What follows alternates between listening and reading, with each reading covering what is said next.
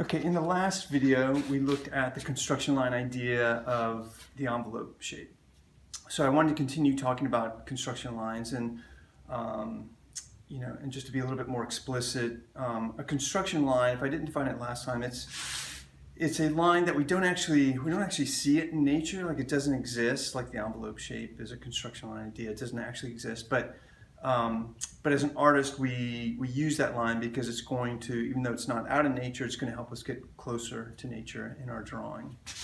So another construction line idea are verticals and horizontals. So if I start, say, with this bottle, and I start with my envelope shape, start with a shape that moves like this.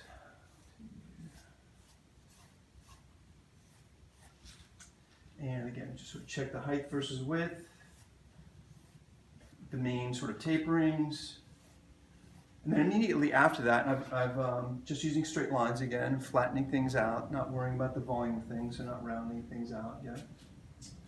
So once I feel good about these proportions, then another construction line idea is a vertical. That's a halfway mark. So I'll run a vertical through this. And especially with objects like this that are essentially symmetrical from side to side, putting in a midline as a construction line helps you, as you develop the drawing, make sure that you're treating both sides of the object in the same way in terms of their distances away from this midline. So this vertical is the next construction line that you'll put in.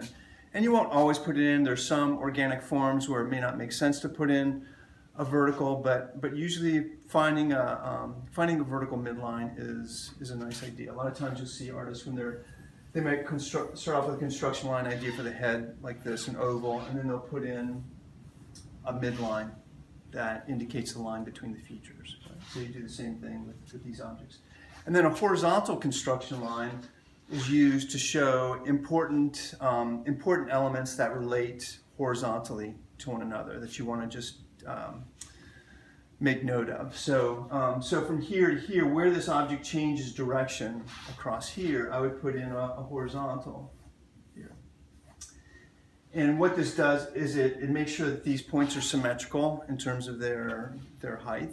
And it also divides this object up now into two units, and I can use my same idea of height versus width for these two units. So as I develop the object, I keep thinking the same way about height versus width, getting the shape smaller and smaller. So here, this whole object is a height versus width, and then this shape has a particular height versus width, and this one has a particular height versus width. So it's a way to take a very complex form, not something like this, but something that's more complex, and make sense of it as you develop it.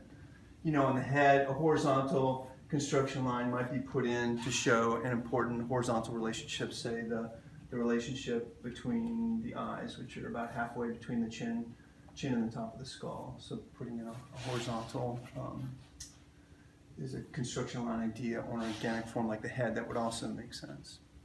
Okay, so in the next video what we'll do is we'll take a look at these horizontal and verticals and see how they can help us make sense of the space that we're looking at.